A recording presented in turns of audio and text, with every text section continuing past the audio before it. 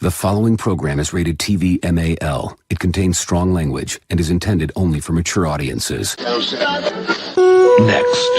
This is where it all started. Now, all your questions will be answered. Come back one last time to see how it all ends. I want to go home. The men in purple, the Purple People Eaters, are there with the touchdown, and the Minnesota is rejoicing.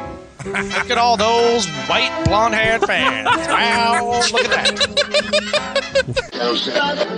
A 1-hour must-see event, The Final Flight. 2012, 4 men from across the United States of America and Canada came together to form one podcast, and that podcast became the Basically a Sports Show. The end of an incredible legend draws near. I'm moving back and forth through time.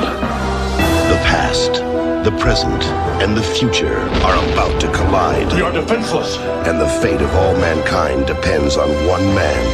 All hands brace for impact. All good things must come to an end. On the spectacular 2-hour final episode.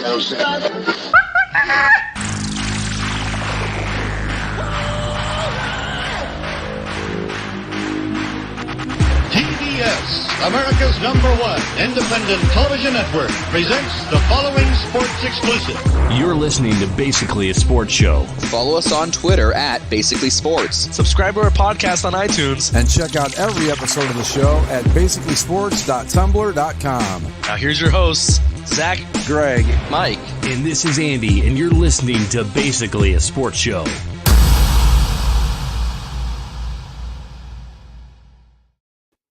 All righty, there we are. That was a hell of an intro, man. That was awesome. Hello, listeners. It's been a long road. I don't know. One of my favorite things that Zach's ever done is his old guy sportscaster voice. I had 3 clips: the Vikings one, an edited version of the Vikings one, and the origin of the show one, and I got to get those in there somehow. So yeah, well done. Well, yeah, so here we are. For those of you that maybe have not caught up on the boards or on Twitter or Facebook or whatever, and you're just tuning in going, what the hell's happening? Let me reassure you, it's not the end of the show, all right? It's the end of a era of the show for sure, but not the absolute end. We will continue from here.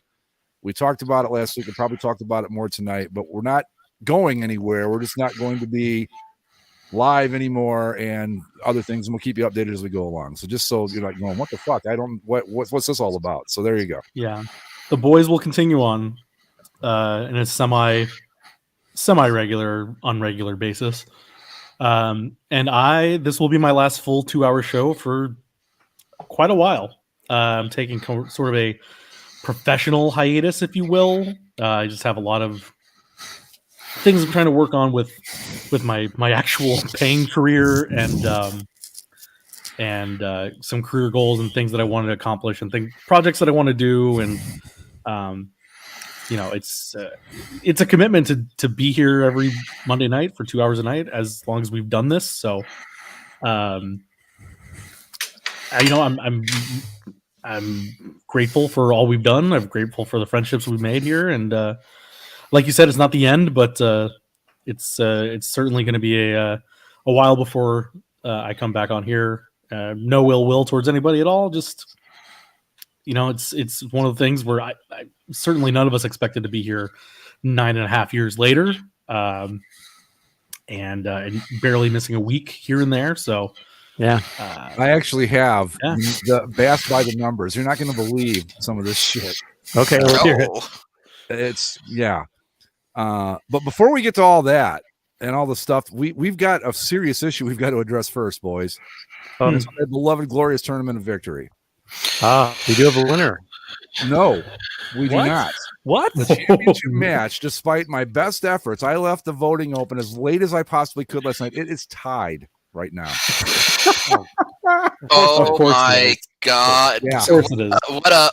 For potentially, I don't want to call this the last glorious tournament of victory. We'll address all that stuff as it happens, but for the last GTOV of the regularly weekly era, amazing, fantastic. So what we should do is tease this throughout the course of the show.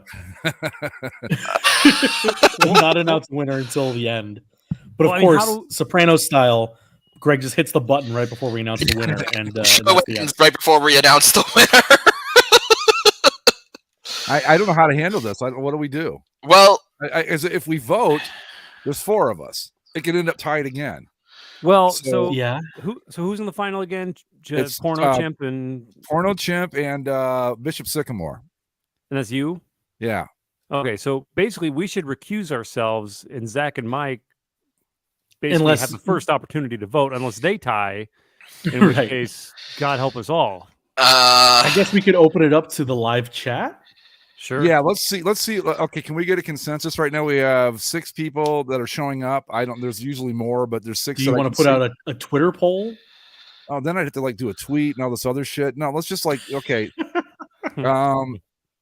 Just guys, give us your vote. It's either Bishop Sycamore, not a high school, or the lewd 50s chimp pornographer. And just vote, just comment and let us know who you think. we will tally the votes, however long it takes. This is going to be a by the numbers. Is this the first time we've had a tie? tally. Yeah, it's the finals. For the finals. The very first time we've ever had a tie in the Glorious Tournament of Victory, and it was in the championship match. So how how perfectly GTOV is that? No, we've had ties at other points. All right, We've had ties at other points, but the thing about the thing about it, Lo, was that if I recall correctly, every time that we would have a tie, it was usually in the stage before the final 4. So Right. it was always easy to figure out a winner because it's like, okay, the person whose bracket it is recuses himself. Exactly. The others, vote. Well, But anyway, we've got votes. something of a tough pickle. All right, there's 1 for Bishop Sycamore. Chimp. 1 for Bishop Chimp. Sycamore looks like 3 for the Chimp. chimp. Yeah. 3. Yeah, I think the first one. 4 for the chimp. Yeah. All right, so should we just close the voting? That's it. The chimp's got it, and call it a day. 5 for the chimp. I think the numbers game would go to the chimp, but I'm Yeah, biased. I think it's a small sample size right now. Polling is leaning heavily towards the chimp. So congratulations, Andy. Hey.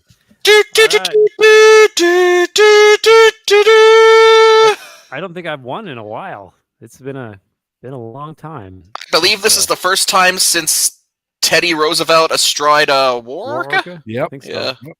Yeah, Monk. That'd be the one. Yeah. Monk. He breaks Mike and I's dominance over the tournament over the past few years. Oh, it's only fitting too that a chimp win this Right? GTOV in particular. So Yeah. True. That is true. congratulations to me and the lewd 50s pornographer chimpanzee. Apes together strong. Yes, very much so. one of my favorite current memes in circulation is apes together strong. My favorite use of sorry. I was just going to say I will add all the sound effects and all that to the podcast version of the show. So if you want to hear all the hoopla that goes on around this, you'll have to listen again, folks. Yeah, I'm getting some outside commentary. This GTOV was stolen by one listener. So, It would be but a as GTOV. Andy said, it's only appropriate. But because it's only appropriate, does that announce collusion? I Greg will. hoisted by his own petard. You know, Oh God, are we gonna stop the count? Stop the. I don't know. Wait, yeah, does this mean that somebody's going to storm my house or something, or what's going to happen Yeah. here? yeah. Great. There'll be It's fucking great. you'll get a convoy of truckers headed to your house to But I feel like they would be in support of the chimp. You know, I don't know how They, you can not they support they that. seem to share a lot of the chimp's values. he's a pornographer. He's old fashioned. You know, Yeah. So Yeah, there you very go. cool. There's your 2022 GTOV champion. It was an interesting way to end the tournament. Better than the year we just canceled it, I suppose. Well, no, the year we canceled it was the ignominious tournament of disgrace. Oh, is Yes. that what the one we just bailed Yes. on? Yes. Yeah, because the people were so wrong that we decided, no, you don't get this opportunity. We are done. This is not your right anymore. And it was a perfect capper to 2020 as a year, if you Yeah, think it about sure it. was, So, Yeah. you know. In previous years, we've actually given. Usually, we don't give this much time to the finale. Usually, we say, and the winner of the GTOV was Teddy Orca, Teddy Roosevelt, Estrada Teddy Orca. Thank you for coming. Teddy Good night. Orca, Teddy Orca, as he's known by now. Yeah.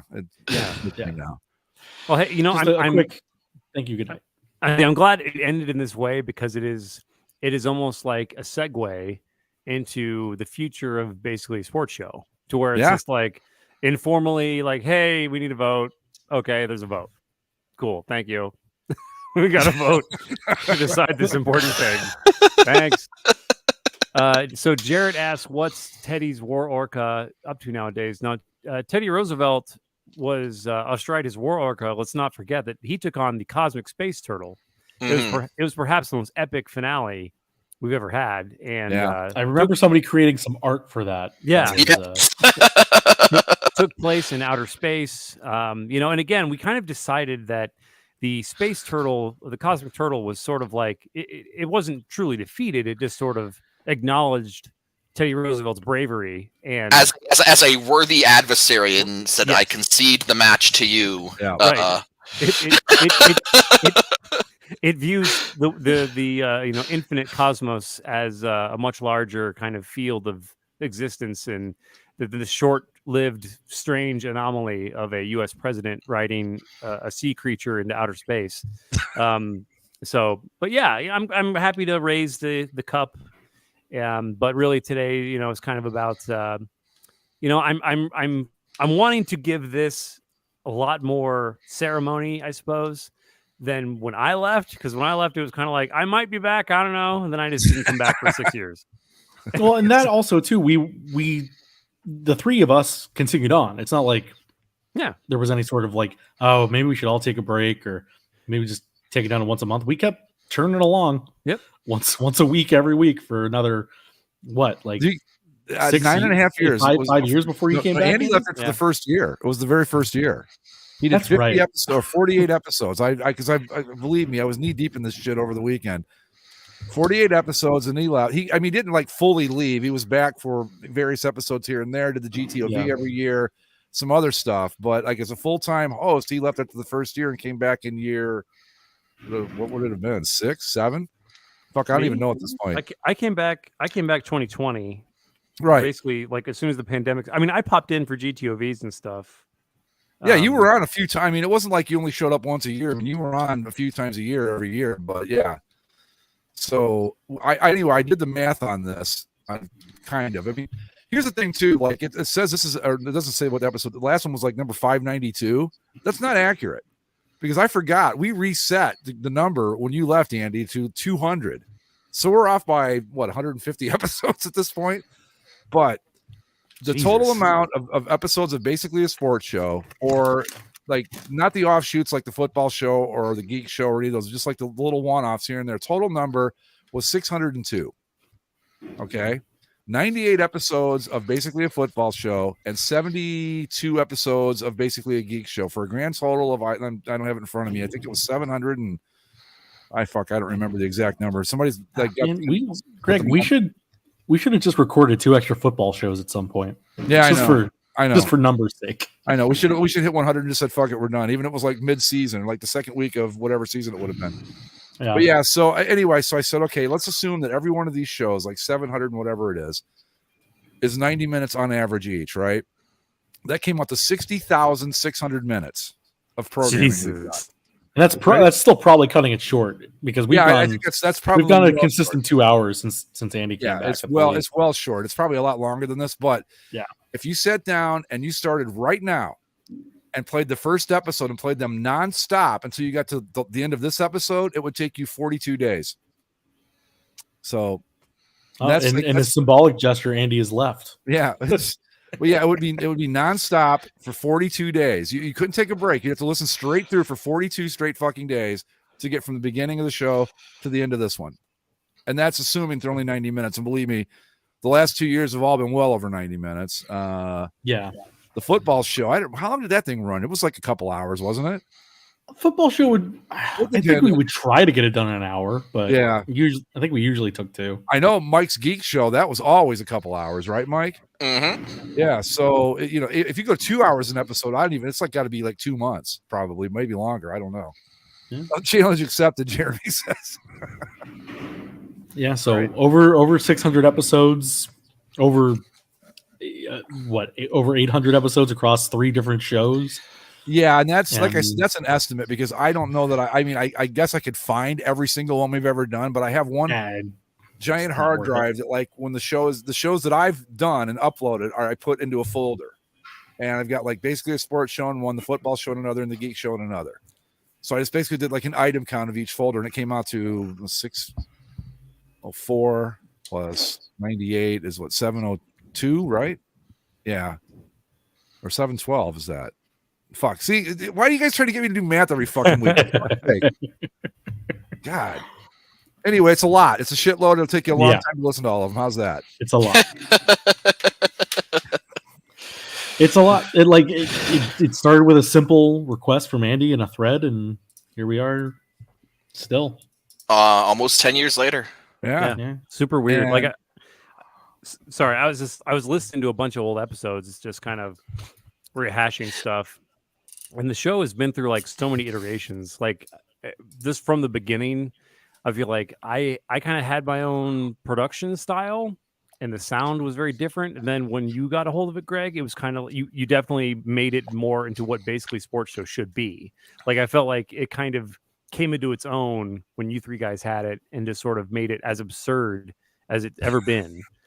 And like, I mean, I definitely was still there for part of the early lore and stuff, but like the show really found its legs when I was off being sad and having a weird life, which is for the better, you know. I didn't want to bring that into the fucking show, but yeah, so here we are. Were you still on the show when we tried the more like radio? Yeah, Andy? Okay.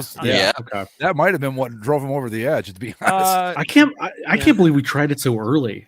That seems like forever ago. I think we were only like 20 episodes in when we did that, right? Yeah, I thought we were at least like 3 years in, but obviously I was wrong. But no, that was less than a year after we started. I think maybe just over a year. What a weird little experiment that was. I mean, it was worthwhile. We kind of like it felt like a natural thing to do at the time, and we got some pretty cool stuff happening when we did it live then. And we had because we had phone calls. Remember, we had a Google number people could call and things like that. We had a few. We had phone calls. We had some ads we could have nominally read. Remember the ads, guys? Oh boy. Were they just like adamandeve.com? They were worse than that. Look, this crew, it's not like we're a bunch of prudes here. It takes a lot to get us to blush. And some of the shit we were like, I'm not fucking reading that. No. Did you ever listen to any of the other shows? I tried. I was on a couple of them. Yeah, that's right. I was going to be on one with these 3 women that talked about sex, which I thought would have been hilarious because I'm not good at that under any circumstances, especially with 3 women that I don't know. But I listened to what was the guy's name that was from the boards? JQK. Yeah. And that show was just him and this girl basically just trying to gross out each other. I always like people think when they think of Howard Stern, they think it's all like sex and bathroom talk. And it's like, if that's all you think it is, you do not get it.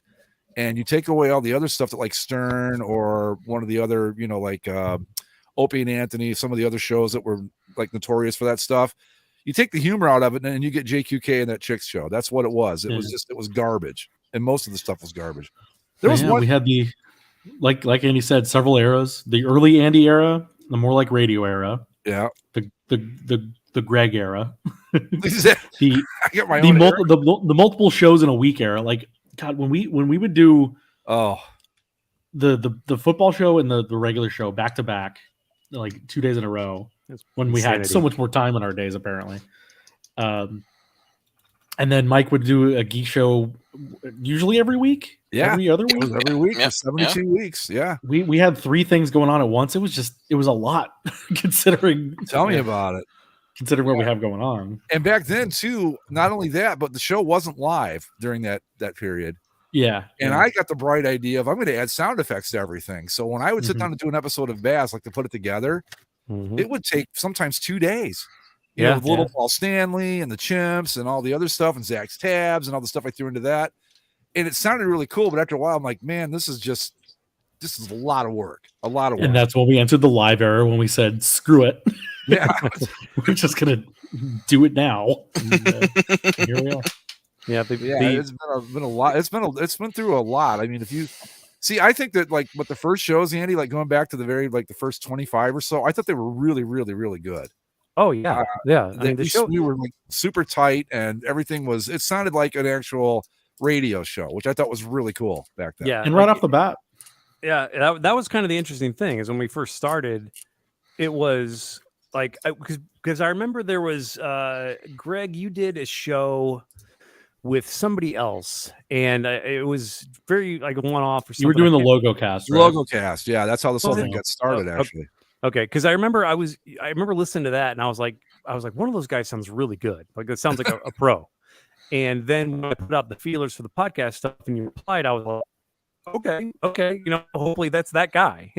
And then, but I never heard Mike. I didn't know what Zach was like, and I was, I've been in podcast situations in the past where you get somebody on, and you're like, oh man, like this person should not have a microphone in front of them, but like. As soon as we fired the mics up or on Skype or whatever, it was just like instant chemistry. It wasn't hard. It was just easy. Yeah. Like, I don't think a lot of people that listen that aren't on the boards know this, but when we started, it was Andy and I, and we said, okay, we were going to audition people, and Zach and Mike just happened to be the first two people in line. Yeah. And we did the first show, and we're like, well, that's that. There was never a question from that first show forward. We never went like, well, I don't know, maybe we should have given this guy a listen. I mean, it was like, if you were one of the people that tried to get on, we apologize, but fuck off, because there was no way. There was just no way. You weren't breaking. We did the test show was so good that we put it out. Yeah, yeah. The very first episode of the show was not supposed to be the first show. It was just supposed to be like a off the air. We'll see how it sounds, and it turned out so good. We thought that we put it out, and it's in 700 and whatever episodes later, here we are. Yeah, there was never ever a question. It was never like, well, like after it was over, Andy and I didn't like sit down and go, well, what do you think? Well, Mike's pretty good, but we don't like Zach, or Zach's pretty good. It was like, this is it, man. And we never even had that conversation. It was like, once we were done, everybody just knew, and that was like, it. Yeah, it's like, let's schedule for next week. We'll just get going. Yep. Started. There was probably, I don't know, 15 or maybe 15, 20 people that overall said, yeah, I'd be interested. And the only one that ever cracked the lineup and actually sat in for a show was McCarthy. That was it. He's the only one in 10 years. Only time it's ever happened. Oh, yeah?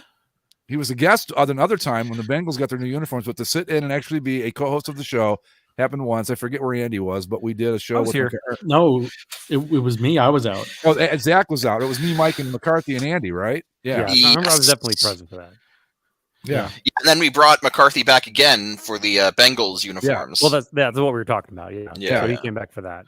But yeah, they actually like technically he was a guest on the Bengals show. On the one he was on, he was officially a co-host for that episode. That's the only time in all the episodes that's ever happened that we had a outsider. I don't want to say it like that, but that wasn't a part of the show that was actually like in a guest host chair type of thing, if that makes sense. Well, it's I mean, and I will continue to refer to him as McCarthy. Right. Because no offense, but sport, I can't get used to it. I'm sorry. So we're all still adjusting. We've got 3 moderators. Why don't we just change his fucking name back and tell him to live with it?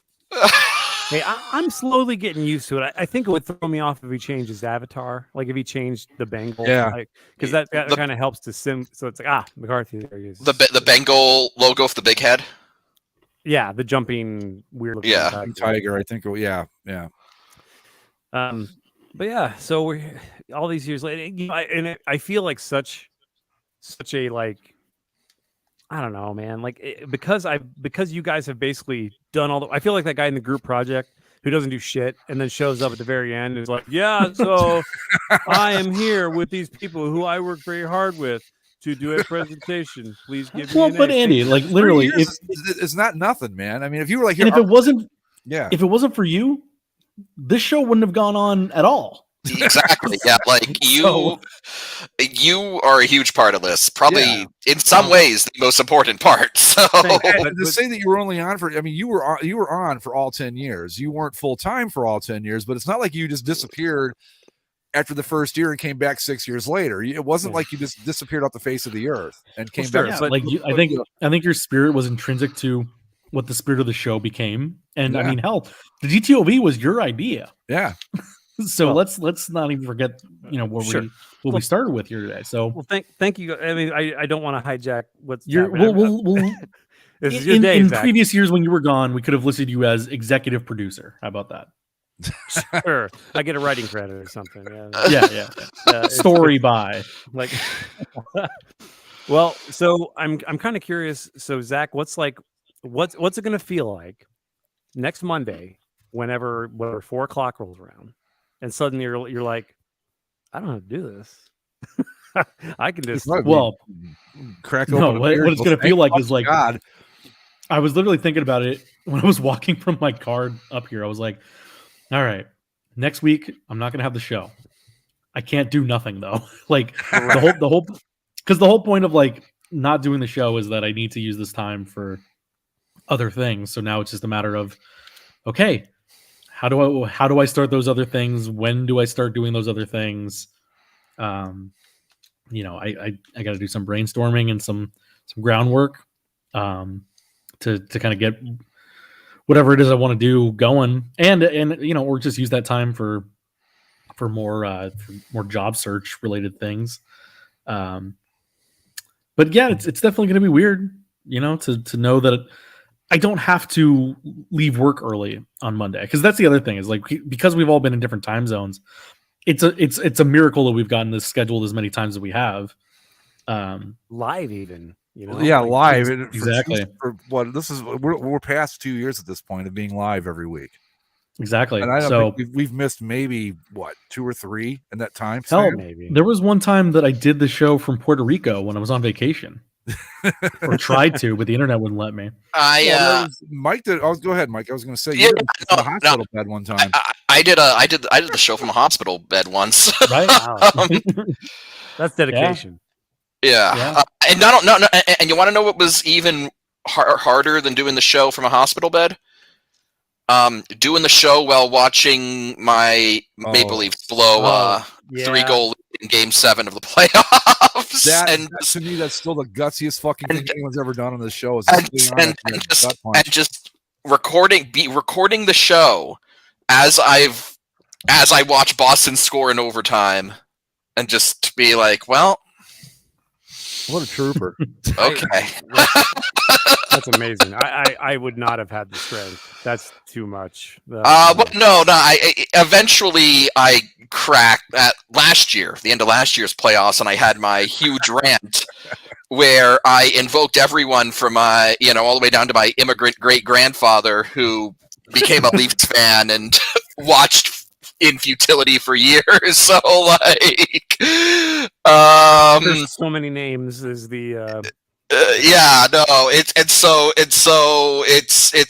and you want to know what, in a kind of a fitting way, this show I could have gone to a Leafs game tonight, so I put off for the show, so it all kind of worked out because the Leafs are in town playing the Lightning, so that's fun. You'll see them in the playoffs. I mean, the Leafs and Lightning are probably going to end up in playing the first round anyway. So I want to quiz you guys real quick. We're talking about going back to when Mike was in a hospital bed and the Leafs and all that. Do you know what the number one movie was the first week we did this show? Anybody got any idea? 2012. Would have been. I'm talking the week. I went by. I think we started the first show we ever did was the first week of the NFL season in 2012. So that's the week I'm basing it on. It would be like the second week of September 2012. Like Dark Knight Rises, maybe? Nope. I've never heard of this movie. I was shocked when I saw it. The Possession was number one that week. I saw that. No, I saw that. I saw that movie. Was it good? Yeah. I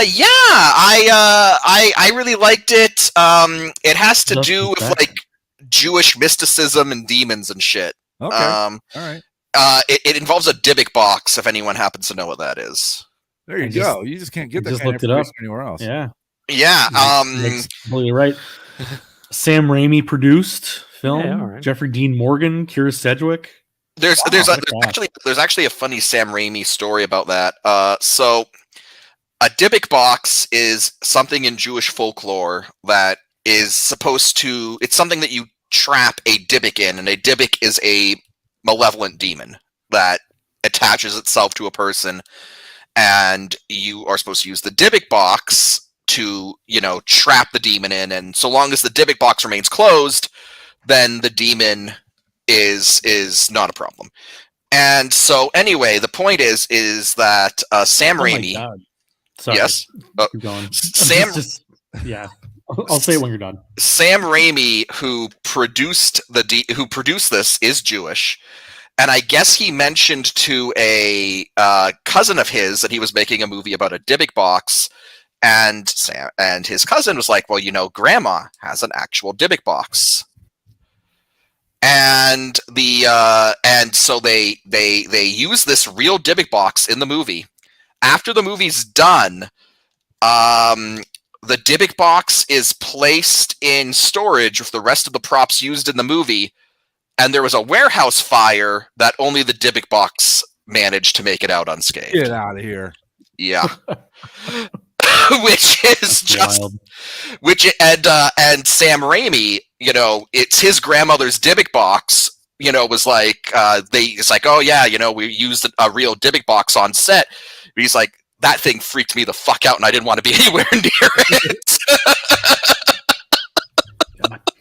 What a shitty weekend for movies that was. Okay. You got The Possession at number 1. With 17.7 million, not a whole lot, considering Morbius, which I just talked about, which most people agree is bad, made 40 million over the weekend domestically. Wow, and that's like not a great opening for it. Lawless was second with 12.9 million. That Shia LaBeouf, Tom Hardy movie. Yeah, good stuff. The Expendables 2 was in third. I think followed by The Bourne Legacy and Paranorman. Dark Knight Rises was just outside the top 5 with $6.1 million that weekend. So, well, The Dark Knight Rises has probably been out by like two and a half months. For a while. I think it would come out in July. Yeah. It was a summer movie that year, I think. Yeah. No, which thinking back, that's a weird summer movie. I don't know. The Dark Knight Rises. That feels like a winter movie to me, but I'm sorry, not. Mike. Do you feel in control of your movies? The money must movies be are for the made. people. They will come out when they want to come out. Expendables 2, I think I saw on Netflix. This was years ago. And I thought, well, I don't know what made me watch it. I guess because it had wasn't like Bruce Willis in it, yeah, Stallone, Chuck Norris, and every action story. Schwarzenegger, yeah.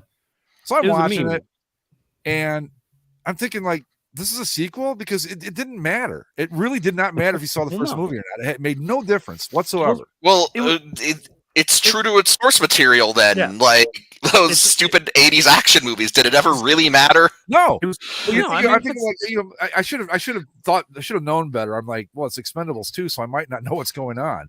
Well, that was about the dumbest thing I think I've ever thought in the history of the show, really. But that's saying something, folks. Dennis, yes, and somehow the Leafs weren't what put me in the hospital.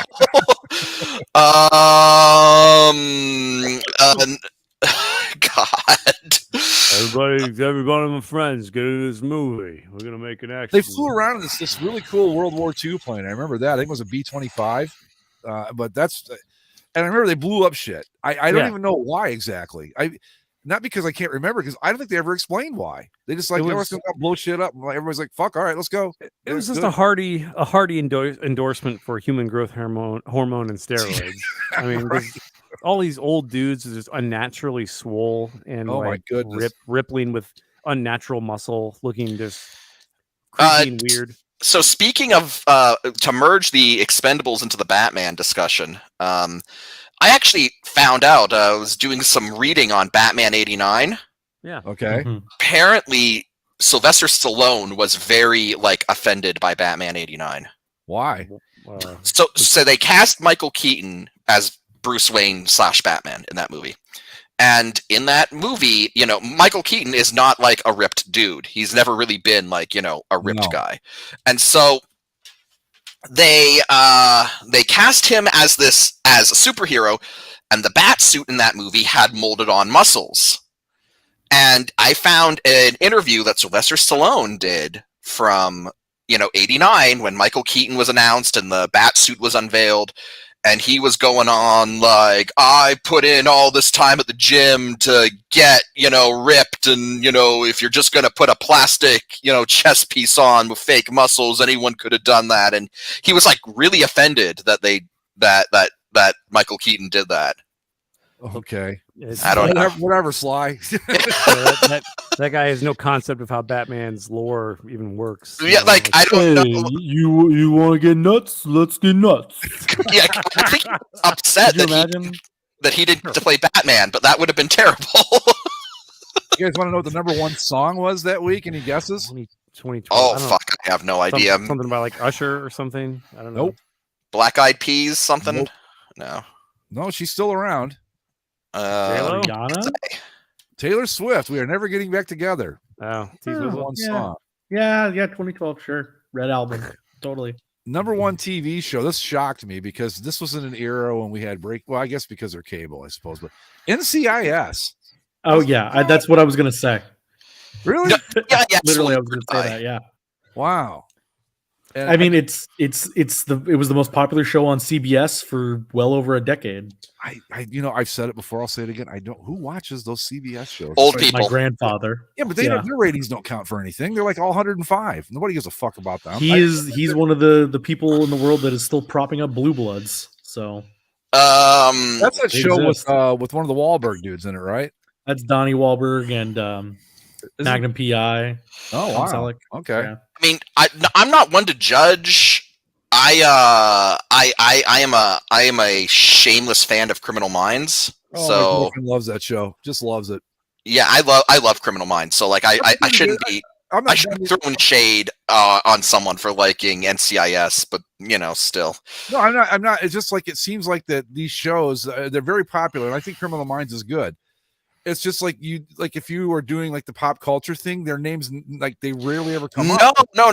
Like everyone always talks about the big HBO or AMC shows, and it's like you kind of forget. It's like, oh yeah, those are like you got to pay for that stuff. But you have like a show like Criminal Minds or NCIS, which is on broadcast TV. That's millions more people. Yeah, and like it's not just CBS. I mean, I can't think of an ABC or an NBC show that the only NBC still has a foothold with This Is Us in terms of like critically acclaimed Oscar or Emmy nominated stuff. Can I just talk about that's just like manipulative tier porn. That's my latest State Watch. Is This Is Us? I was gonna say This Is Us isn't a TV show. It's just crying porn. Yeah, that's exactly what it is. Crying porn. But I'm not gonna lie, I've been watching it, and I hate watch it. It's like when I hate watched what was that show? Oh shit, it had Homeland. Couldn't think of it. Homeland. Yeah. I hate watch that too. It was good for a little while. Then I was just like, I'm watching. Interestingly, Homeland stole Criminal Minds' lead guy. Oh yeah, Mandy Patinkin, right? Yeah. That's why he left. He left Criminal Minds to go to go do Homeland. Okay. Well, which apparently I was actually shocked. I had heard nothing but good things about Homeland, and then like Greg started watching it. He's like, "This show fucking sucks." It's really good for. It's really good in the first season. Yeah, it's pretty good in the second and third season. By the time you hit the fourth season, it's ridiculous. It's trash. Yeah, and it went on for like 8 or 9 seasons. I never finished the 8th season, but yeah, it was really good. Great premise, but you can only drag that for so long. No, it's a like okay, whatever. It's a typical Showtime show that it has about 3 or 4 good seasons, and then it just goes on for far too long, right? Because Showtime doesn't have the hit record like HBO does, so you just let it go on until it fizzles out. I mean, in terms of again going back to Criminal Minds, that's a 15-year. That's a 15-year fucking show that long overstayed its welcome. I was actually rewatching Criminal Minds recently through Netflix, and I realized the point when the show should have ended, which is the episode where they have a serial killer who kills via tornado. Oh no! Wow, that's a way to get it done, man. I mean, I quite frankly, you gotta really know your weather to pull that off. Quite frankly, I'm surprised they caught him. Like I would have figured that anyone who's smart enough to successfully serial kill via tornado, they got enough going on to evade the law. I think. Yeah. All right, so let's. Yeah. Okay, so number one No, album. I mean, Greg, speaking of NCIS, just as like a button, it's been on the air since 2003. Wow. Just last week, last Thursday, it was renewed for a 20th season.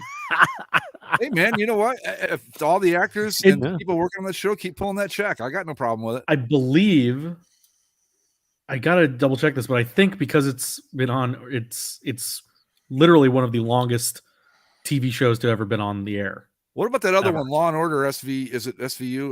SVU. not SUV. That'd be funny. SUV. Like we're gonna go out and get our. That was an adult. There was literally an Adult Swim show that was called that. Number one album at the time of the first week of the show. I mean, Is it still Taylor Swift? No. Literally It's a someone genre. I've never heard of, but I'm a classic rocker, so it's Genre? Dude, I wish I could tell you. I'm gonna guess probably hip hop or R&B. It's like The name of the album is Chapter 5. Oh, isn't that Lil Wayne? No. No. Chapter 5. not Jay-Z. Nope. No, I know Jay-Z is. Yeah. Actually got a couple of his songs in my Oh, I see. Yeah, it's Trey Songz, Mr. Steal Your Girl. Okay. And this, I thought this was a fun one too. The Browns starting quarterback. Oh, God. Brown. 2012. Oh my God. It's Well, not that Derek would- Anderson. Huh? Is that still the Trent Dilfer years? Or no? That would be. It was that the guy from Notre Dame? No, Brady Quinn. Yeah, no. No, he was before that. Okay, We 2012. need to consult. We need to consult the parchment of the Right, where's the Browns jersey? quarterbacks. What was it? Brandon Whedon. Yeah, I was going to ask if it was the 30-year-old rookie. Yeah. Yeah, Brandon Whedon. He had a few kicks of the can, didn't he? Like he was not like he had a few goes as the starting QB of the Browns. Yeah. Yeah, and we'll run through these really quick. We can move on to something else. Anybody remember the World Series champions from 2012? Red Sox? Nope. Not the Cardinals, was it? Nope. No, not the Phillies. I actually knew this before I looked it up, believe it or not. 2012. I don't know. I forget One who. of I the forget last- who was. One of the last Yeah. A-Rod Yankees ones. No, this was they won in even years every 2 years. Oh, the Giants. Oh, the Giants. Yeah. The Giants. Should have known. Super Bowl champion the first year of the show. Okay, so 2012. So we started the show. 2012 season or 2012 Super Bowl? 2012 season. We're not doing that 2012 Super Bowl shit. That would have been. Okay, so who won that I'll year? I'll give you a clue here too. Andy actually predicted it when we were doing the playoff shows back then. He actually got it exactly right. Who was going to win the Super Bowl? Oh wait, was this the Blackout Bowl? Yes. Yeah, 49ers. Ravens, right? Yeah. Yep. Okay, that was the that was the Ray Lewis deer growth hormone Ray game. Lewis deer horns and the Harbowl and the whole thing. Yeah. Yep. Yeah. They power one NBA out. champions. And Yeah, NBA champions yeah, 2012. Yeah. That's right. I remember that because it happened. Because because the Dark Knight Rises was so fresh in everyone's mind, so everyone was making Bane jokes when the power went out because he attacks the football game in that movie. Yeah. What was that the Mavericks? No. Well, no, because the first NBA champion would have been 2013 for us. Yeah. Right. I don't, The who Heat, wouldn't it? Though that was the first LeBron Heat title. I don't know if it was the first one, but it was the Heat. Yeah. It was the first one Yeah. because the Mavericks the year before thwarted Right. them. Right. And they had that 7-gamer with the Spurs. And Stanley Cup champions. If you guys don't know this, I don't know what to say. I assume it's the Blackhawks. Yes. Yeah. Now this was Well- a shocker to me. Oh, go ahead. No, the Blackhawks won 2013 Blackhawks. 2013. Yeah. Oh, We're for the going show. 2012 Yeah, to you're 2013 no. You're season, right. yeah. You're right. Yeah, Yeah. yeah. That Because was the Kings won in 2012 before we started. Yeah, two goals in 17 seconds over the Boston Bruins. Ha ha. That was awesome. One of the best sports moments of my life. That fucking night. That was awesome. Well, because wasn't that was that the year that Boston beat the Leafs too? Yeah, Yes, it was. I remember that. That was the year that Boston beat the Leafs, and I was on the show. Which time though? Oh fuck! Zach, with one more dagger before. It's too easy. It's too easy. It's not your fault, Mike. It's as someone smarter than me had logged all these shows, I could have given you an hour and a half of just Zach taking these brutal shots at Mike. To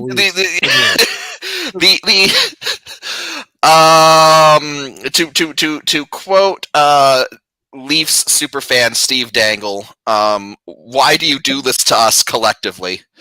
To the Leafs. No, that was the Game 7. That's right. Yeah, that was the Game 7 because I remember that loss to Boston being such a fucking dagger through the heart that when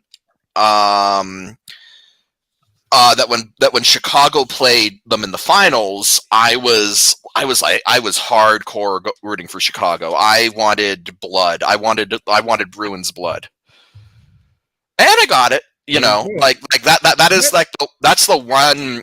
To steal a James Bond movie title, Quantum of Solace, I got from that whole thing was seeing like the Bruins kind of lose the cup in their own epic collapse. Was that the first cup of that run for the Blackhawks? No, that was the second one. They won it in 2010. Yeah, right. Yeah, they alternated with the Kings. This is a little bit of a shocker. NCAA football champions that year. Alabama. Fuck, it's been Alabama like ever since. Mike, this one's for you. So that year was the first year of the podcast would be WrestleMania 29. Yes. What was the main event? That was Cena Rock 2. Twice in a lifetime. Yep. Right. Okay, well done. I was going to do a WrestleMania tidbit, but I'm like, I don't know what one would be. Well, WrestleMania just happened last night, so a wet fart of a show. Last night, Mike, it was a 2-night show. I watched at least 2 minutes of it on Saturday, so I'm an expert. Well, you watched the better night because the Saturday show was actually not too bad, but I saw the end of the Cody Rhodes fight. Yes, that's what I saw. Yeah, the Saturday show wasn't half bad, but last night's show was hot garbage. So I heard Stone Cold Steve Austin came back. He did. Yeah, wow. He got some 60-year-old man running around. Andy, that was better than what happened last night, where 80-year-old Vince McMahon actually pinned someone in a match. Oh, for fuck's sake! He actually pinned someone the non-wrestling fans would know, Pat McAfee. That's right. Yeah. He pinned Pat. McAfee. So Vince McMahon, 80 years old, has his saggy ass skin is drooping off of his dust bones, and he gingerly hits Pat McAfee with some punches that Pat McAfee has to sell as being devastating, and then Vince McMahon takes a football and punts it into Pat McAfee's face and pins him. Oh, first off, let's be honest about this. In real life, Pat McAfee would kick the living shit out of Vince McMahon. Literally, kick. Yeah. That was a nice little pun by me there. All right. Vince McMahon, so come on. He's a scary motherfucker. I don't know if I wouldn't want to fight him. Well, what's funny? What was funny is that Austin came out because Austin is Vince's nemesis, right? And so Austin comes out afterwards and goes to give Vince McMahon the stunner. It's embarrassing. But Vince McMahon is so old and enfeebled at this point that he collapses after the kick and kind of just wobbles there, and like Austin has to pick him up to do the move. It was one of those things to where, wrestling is a choreographed, moderately painful illusion that can be very painful if you don't play along with the move that's happening. And Vince is trying to drink a beer. Stone Cold kicks him in the stomach. Stone Cold has 2 bad knees, and so I'm sure that hurt like hell for him. And then Vince's old ass wobbles around, and he's trying to get him in the classic stunner thing where you drop him down, grab him by his head. But Vince doesn't have any balance or coordination. So Stone Cold's like, Vince, you gotta walk with me here. We gotta do this together. This looks like hot bullshit. It looks fucking terrible. But that's right. And I get that Vince McMahon is really fucking old, but Steve Austin stunned Vince McMahon every fucking week for like 3 straight years. You'd think he'd get it down pat. They have it memorized, right? Yeah.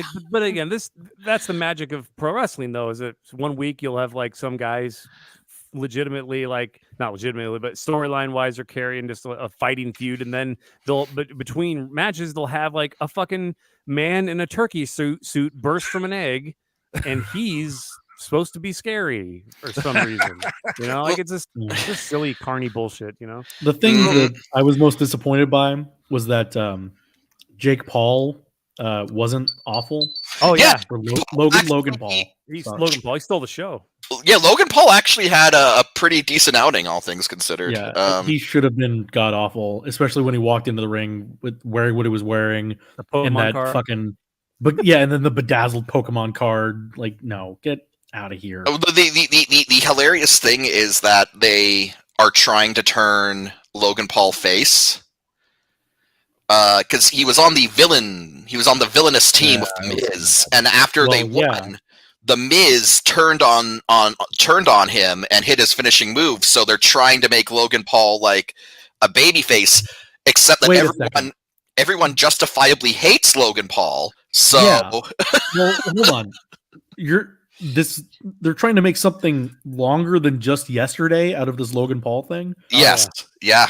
You know what the sad thing is? It's just like his fucking boxing career, where it's like, is he gonna get knocked like out cold? Like sometime he's got to fail. He just keeps beating the shit out of people and doing well. And like a lot of boxing people have been like, he's actually like doing pretty fucking good. And then he goes to this pro wrestling stuff, and all of a sudden it's like, yeah, he's a natural, and it's just like, god damn it, this fucking guy just can't miss. He's going through all the right lanes. Slip and break a leg at some point, just like. Or like he gets in the ring with one of those old fuckers from the 80s who thought like you needed to be fucking hazed with a life-threatening injury. What happens if he wrestled Vince McMahon and actually hurt Vince McMahon? Like Vince actually broke an arm. That's what Vince would love that shit. No, yeah, be like, oh, you stood up to me. Ah, yeah. He'd probably make him champion. Like pro wrestling is brief sidebar. It's such bullshit because like people back in the 80s would protect the fake wrestling shit to where like it'd be like you go to a wrestling school. It's like, I want to be a pro wrestler like Hulk Hogan. And like, oh yeah, and they put them in arm lock, and they would deliberately break their arm and be like, sorry kid, you're not cut out for this shit. It's like your bone broke. Fuck off. Yeah, it's I don't know. Well, anyway, it's so fucked up though to hear it because you hear like these old guys from the 80s and they're like, yeah, we would get some recruits from like the local, local college football team who wanted to try wrestling, and it's like we'd break their arms and run them until they puked. It's like, and the ones who came back we knew were serious, and it's like that sounds like illegal. Yeah, we'd show up, we'd cover them in gasoline and set them on fire. We were in. Set them on fire and took them down a flight of steps. Like this reminds me, there was a soccer league back in maybe the 80s, maybe the early 90s, that it was kind of like what the USFL is going to be, where it's like they say they're from Florida, but they're just, excuse me, God, that's gross, in Alabama. And but it was a soccer league, and it was all taking place like these guys are from Chicago, and they're actually playing in like a big Iowa pole barn type thing, and it was televised and had like they made up storylines, and the players were like talking shit, like cutting promos and stuff.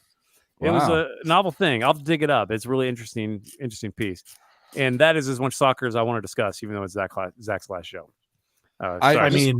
We can talk about the World Cup draw. It's quite fascinating. Okay. I just wanted to say, because we didn't get to it last week, Canada qualified World Cup, first time in my life. Woo! All right, go Canada. Real quick, let me finish up my sports list here. So NCAA basketball champions. Villanova? I'm just going to make it quick because we'll never fucking guess it. It was Louisville, but here's the thing. Technically, they're not champions anymore.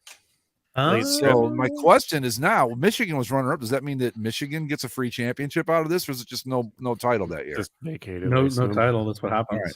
And finally, the number 1 draft pick of the 2012 NFL draft. 2012 NFL draft or 2013 NFL 2012. Draft? 2012. So it predated the show. Yeah.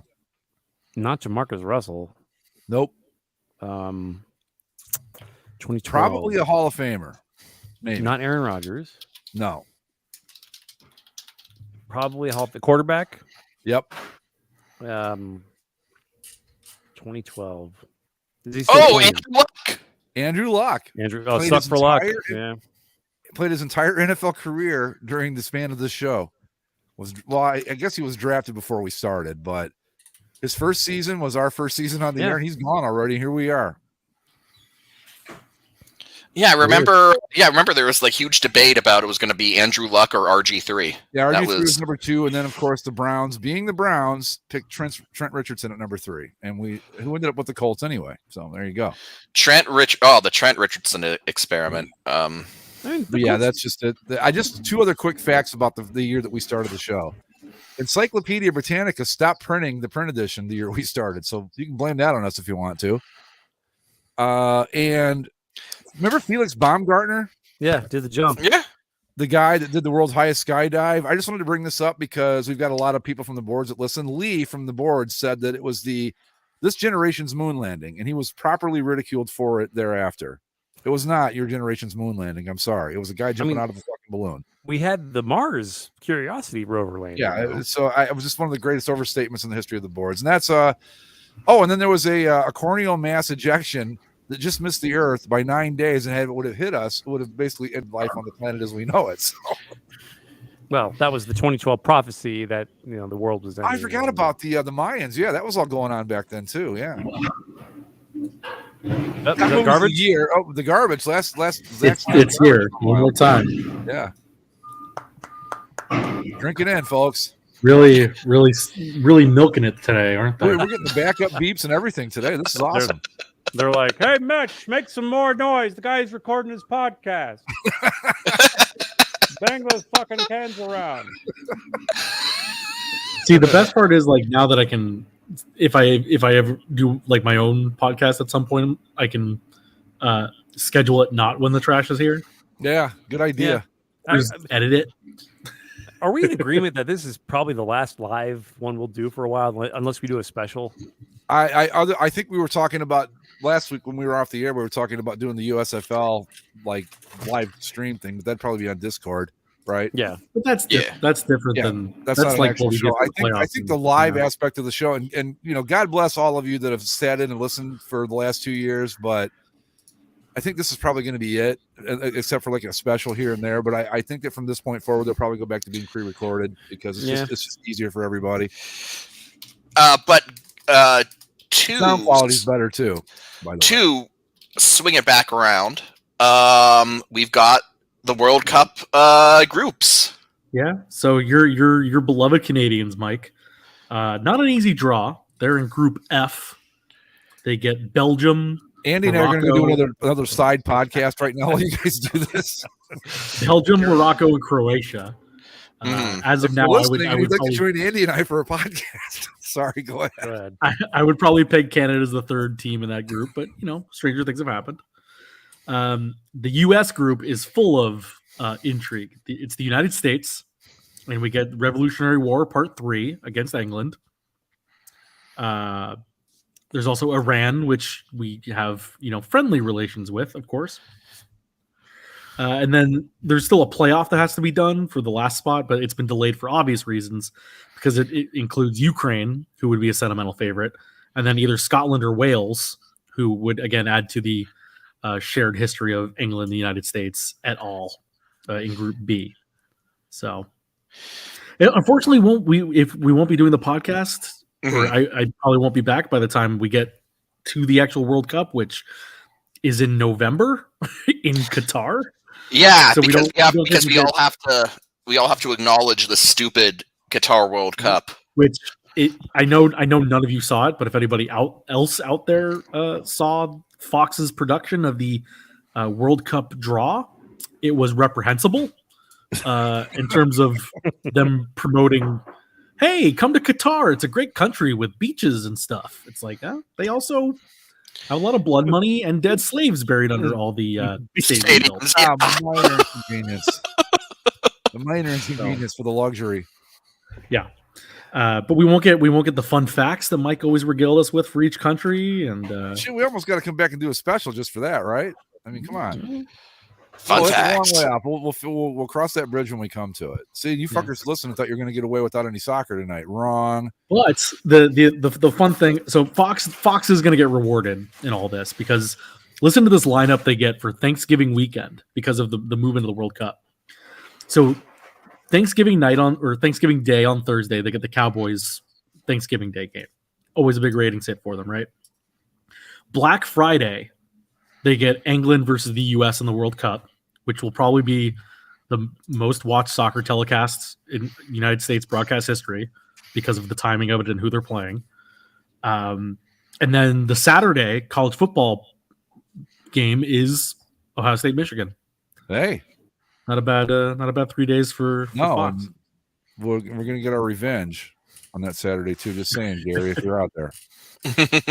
No way that bullshit from last year gets to stand for another whole year. It's not going to happen. Buckeyes we're going to fuck you up because of what you had the gall to break the streak last year. So fuck off. Yeah. And would you like to hear what the group of death is this year? Ooh. Group of death looks to be Group E, where you get Spain and Germany in the same group with either Costa Rica or New Zealand, whoever wins that playoff, and Japan. So yeah, well, I saw that group where they listed the teams that have been confirmed, and it was Spain, Germany, and Japan. And the joke was, don't ask us what we were doing between 1930 and 1945.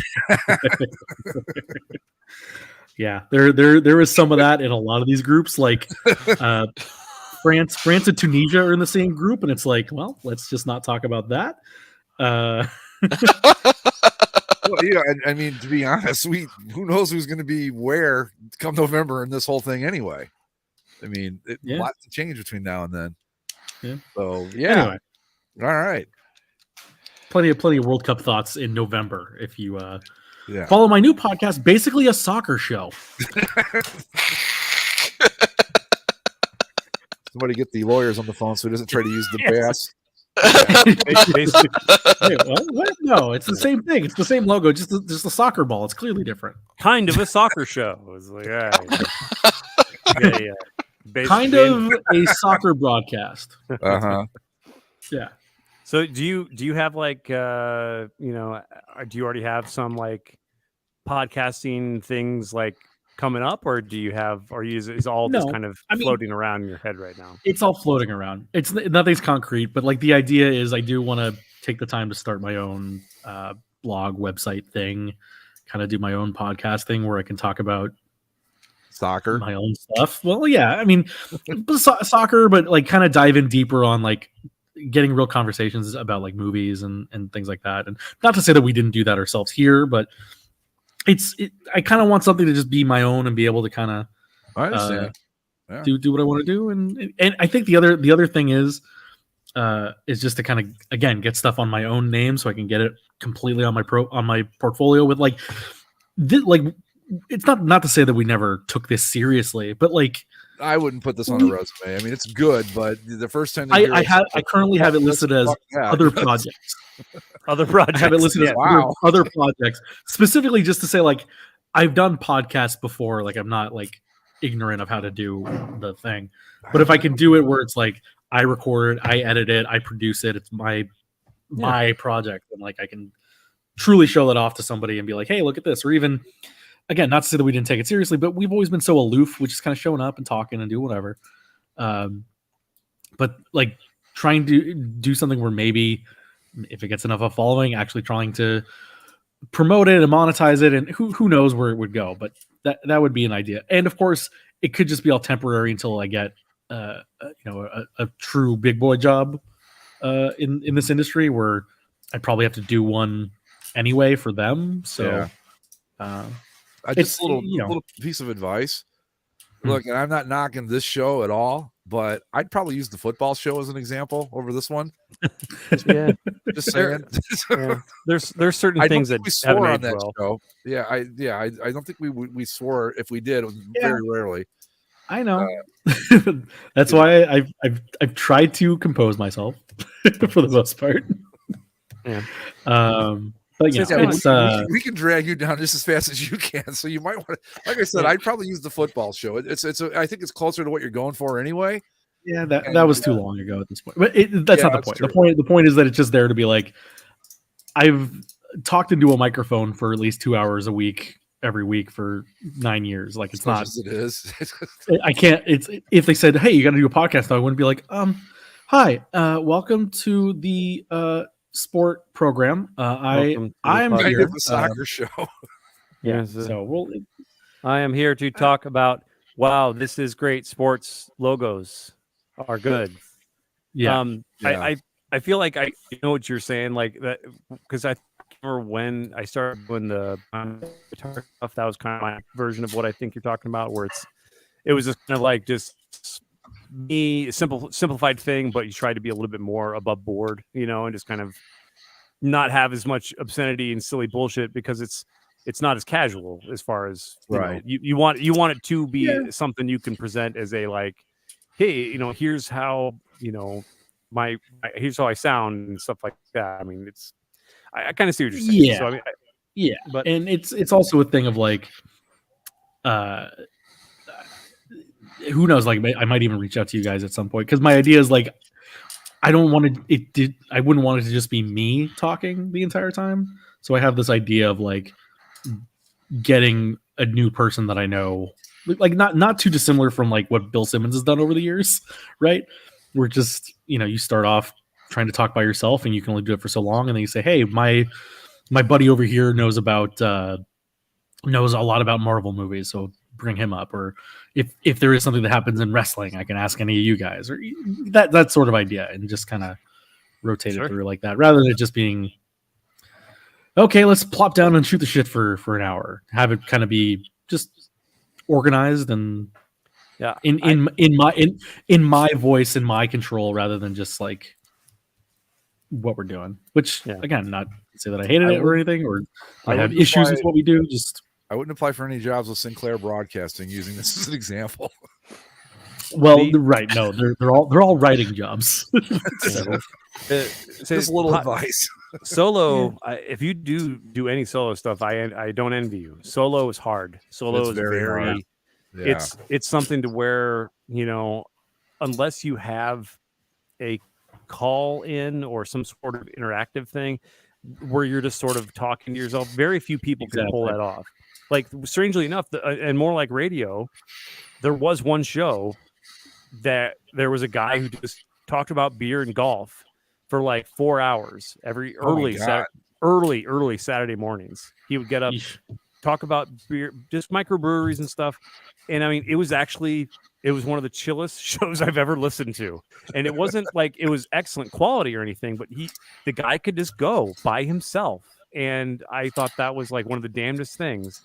So I've had long conversations to myself in the car that I think sometimes by the time I get to where I was like, I should record some of these sometime.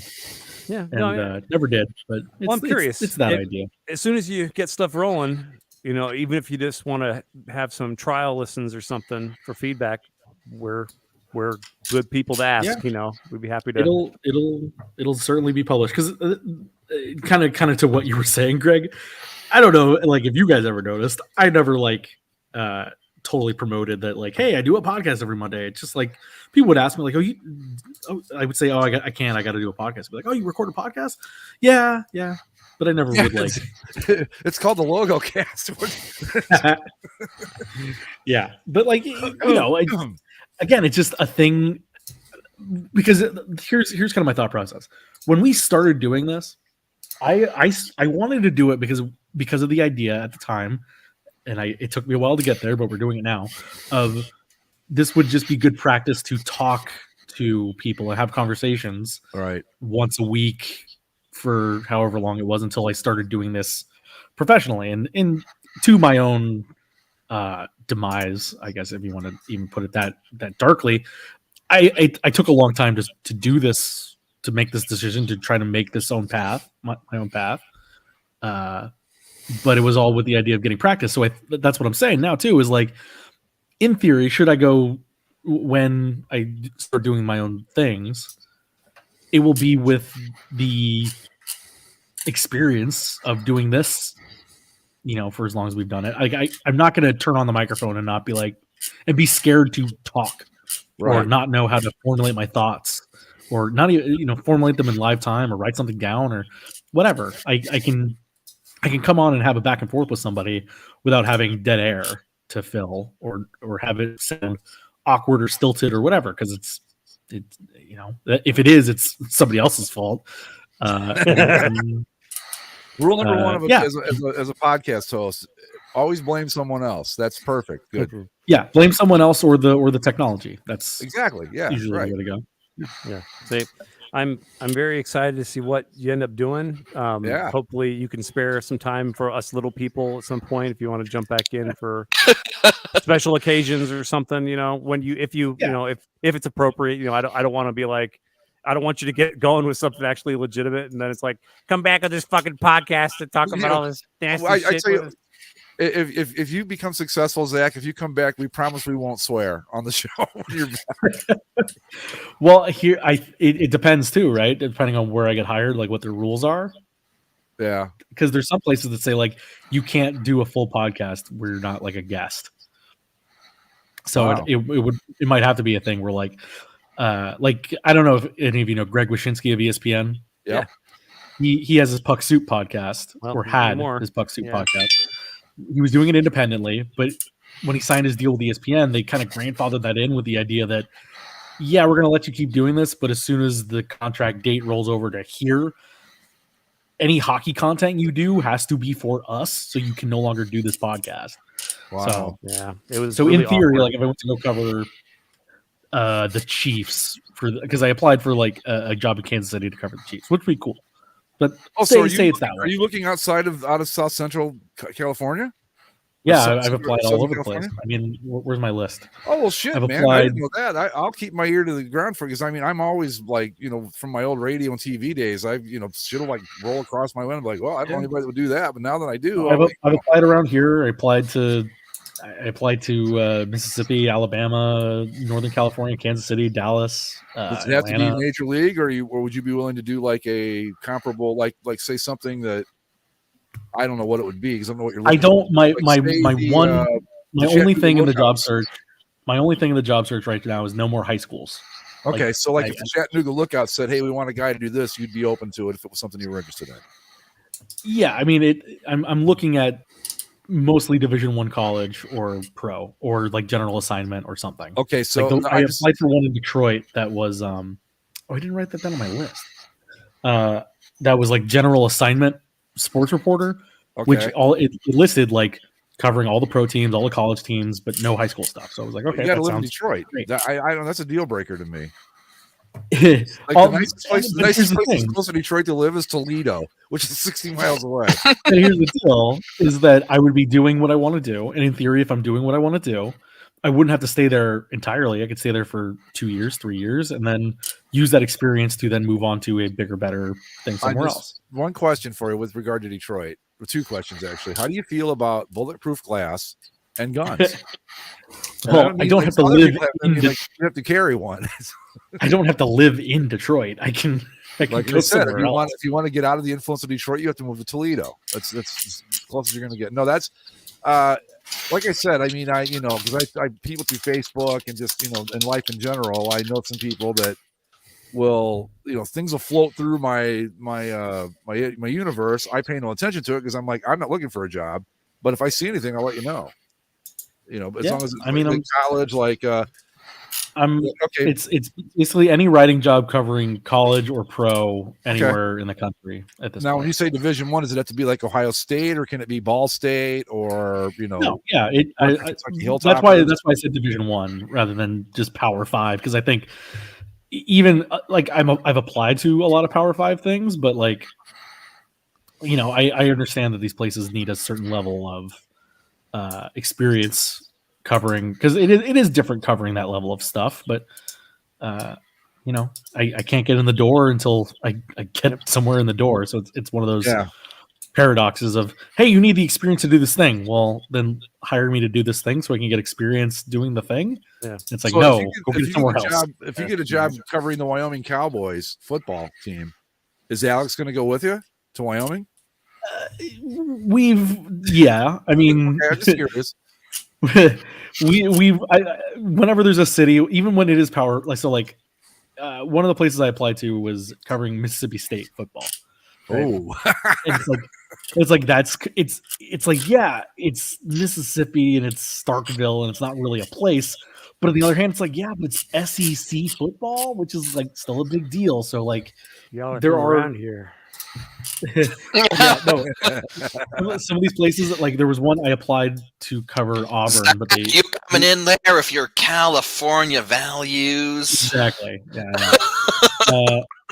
I applied to one place to cover Auburn, and they unfortunately filled the position like that afternoon, so I missed the window clearly. But like I applied, I'm like, well, you know, let me go read or listen. They had some videos. I'm like, well, what do these guys sound like? You know, what are they talking about when they talk about it on these shows? And both the editor of the paper that was on it and the writer that was covering the team both kind of talk like this about the Tigers. And I was like, oh boy. Yeah. I'm going to come on and be like, hi, y'all. I am here to cover. You're going to go full Brian Kelly on him. I'm just plumb darn excited to be here.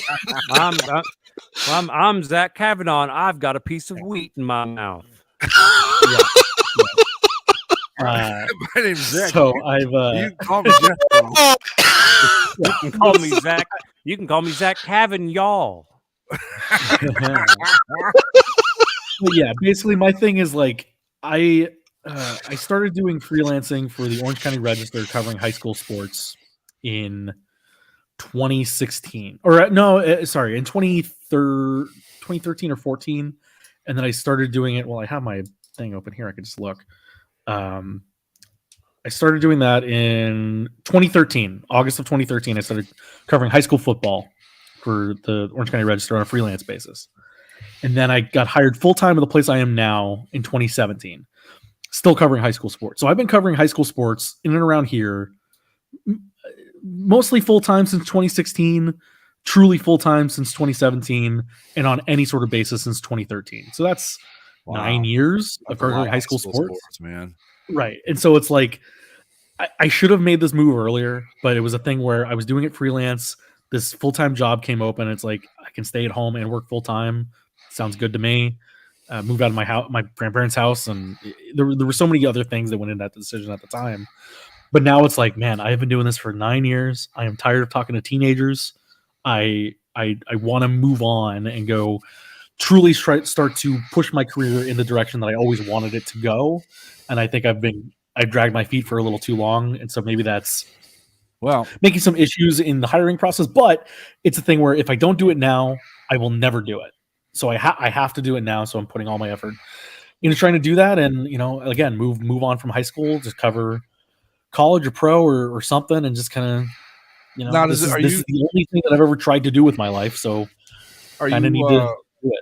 Are you looking for like, does it matter which sport? I mean, no, not really. Okay. I mean, like I've applied.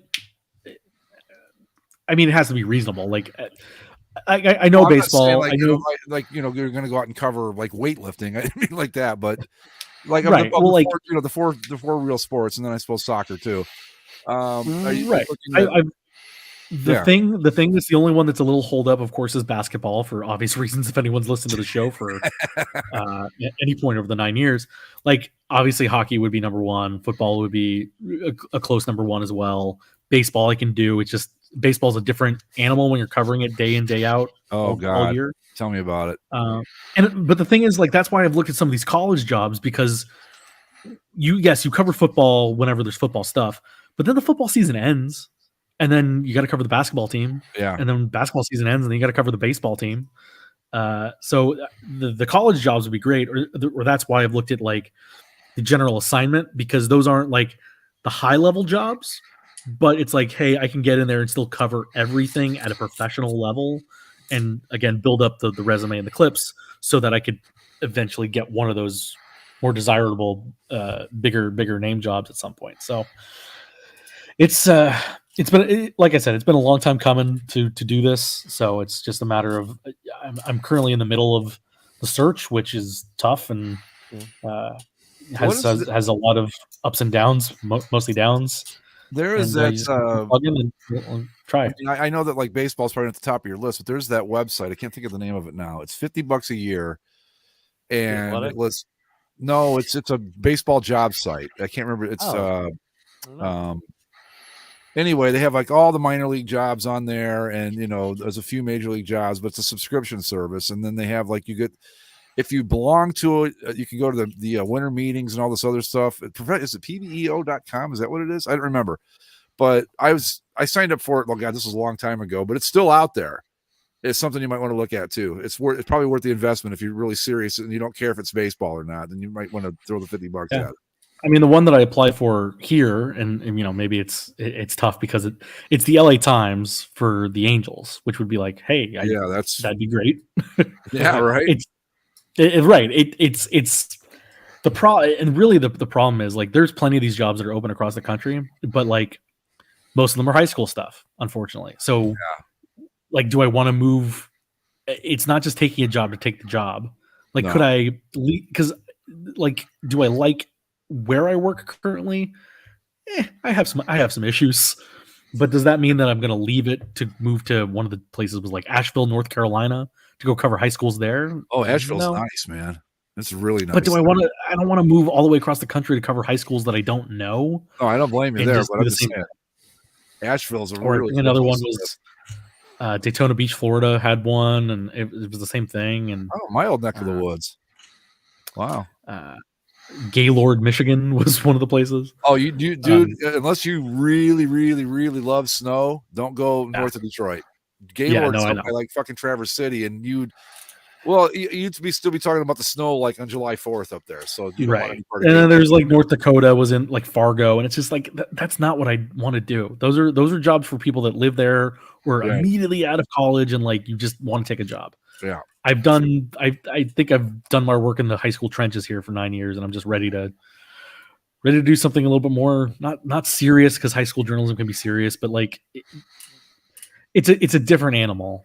Sure, doing this all the time than it is doing a major college or low pro. I've covered Syracuse University, the AAA baseball team, done the NCAA tournament, and high school is not. I mean, I'm sorry, I did a lot of that too, but it's just not the same. And like there's play baseball or the Orange, doing the basketball and football that I did there. Yeah. There are the high school writers in our area, either for the Orange County Register or the LA Times. There are guys that have been in that job for over 30 years. Each one of them have been in the job for over 30 years, and that's great. And I'm glad that there's people that still want to do that job. That's just not what I want to do. I don't have the comportment to cover high school sports for 30 years. It's just not what I'm interested in doing.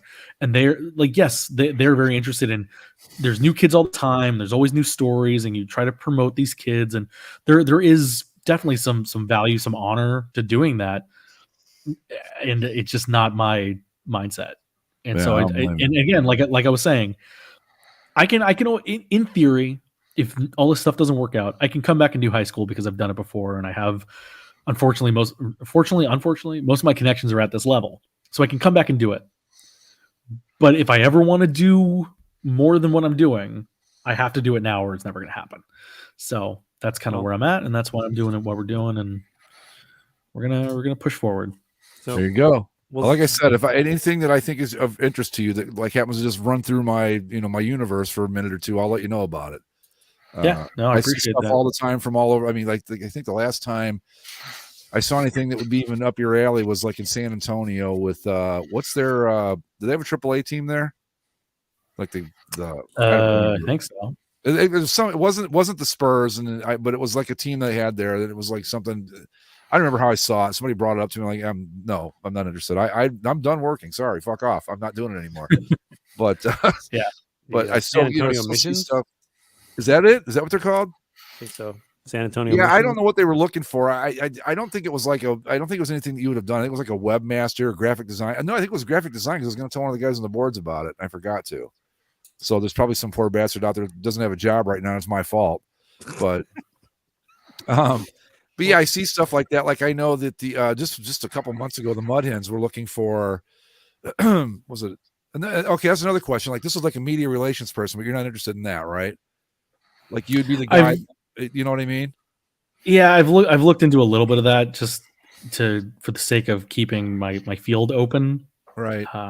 Because like I said, it's been a little narrow in terms of this stuff. But yeah, I mean, I keep my eyes open for anything. Like I'm subscribed to a couple newsletters that curate all these job listings. I refresh the LinkedIn list every day. Journalism jobs, Indeed, Teamwork Online. Like I look at all this stuff to.